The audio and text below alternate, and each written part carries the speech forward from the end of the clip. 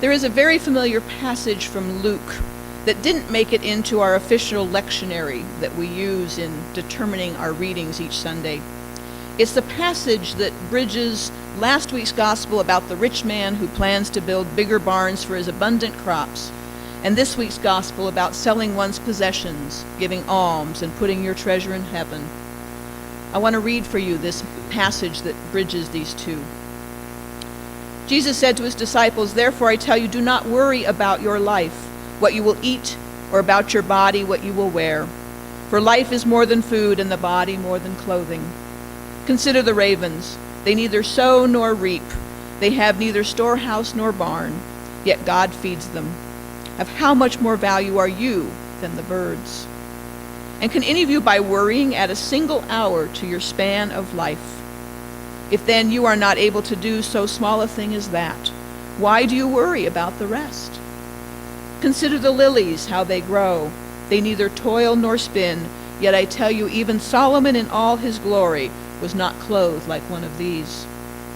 But if God so clothes the grass of the field, which is alive today and tomorrow is thrown into the oven, how much more will he clothe you, you of little faith?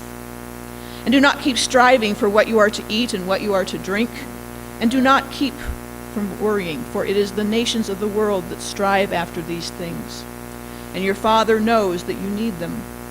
Instead, strive for his kingdom, and these things will be given to you as well." And then this morning's reading continues from there. "Do not be afraid, little flock, for it is your Father's good pleasure to give you the kingdom.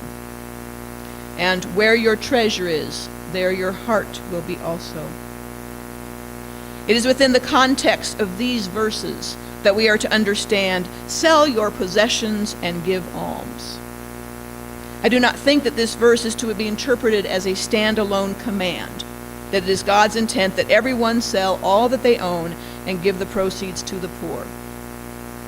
Now don't get me wrong, sharing out of our abundance and even out of our meagerness is indeed a good thing. That was part of last week's lesson. Don't hoard it all for yourself alone. But the point isn't about what you have or don't have. It's about where your focus is, where your heart is, where your true treasure is. And most important, don't worry about what you do or don't have. A friend of mine shared an expression with me. Worry is like sitting in a rocking chair. You can keep really busy with it, but you won't get anywhere. When Jesus says, "Don't worry about what you will eat or what you will wear," I don't think the intent is for us to sit and do nothing, waiting for God to do everything for us.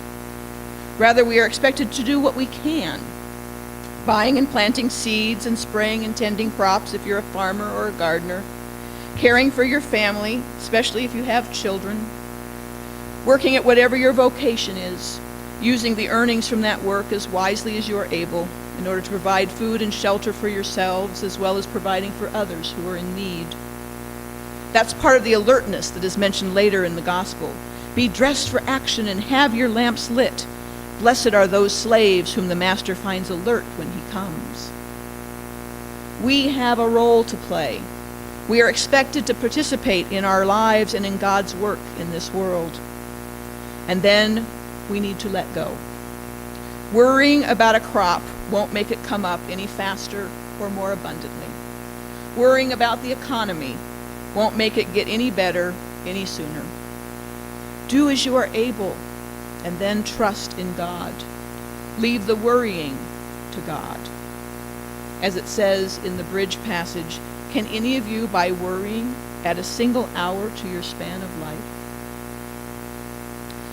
I'm not saying it's easy to let go of that worry. A farmer may wonder if he put the right strain of wheat in and whether it was the right time. Will insect or disease get to it? Will it freeze, dry out, get hailed on? Many of us wonder about our purchases, investments, and other choices in life. Did I pick the right college, the right major, the right classes? Did I take the right job, or should I have held out for something else? Did we buy the right house at the right time? Did I retire too soon, too late? There may be even times when one wonders if one chose the right spouse. We all have to make choices in our lives. In most instances, we do the best we can with what the information we have at the time we make those decisions. We plant when the weather and ground seem favorable. We major in a subject that is both something we enjoy or are good at and that we think will be needed in the future. We buy a house or car that our finances seem to say we can afford. And yet, sometimes freak storms occur. Markets crash. Society changes, leaving you in chaos and distress. And yet the message of Jesus remains: don't worry, and do not be afraid, little flock.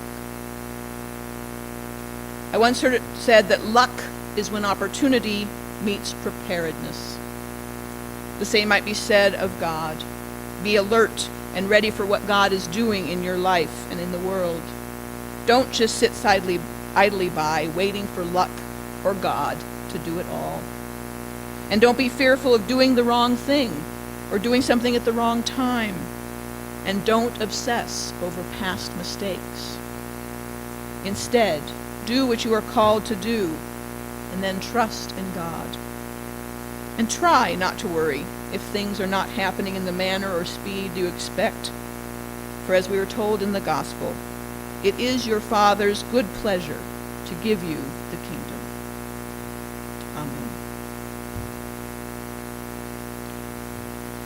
I invite you to stand as you are able for our hymn of the day, number 764.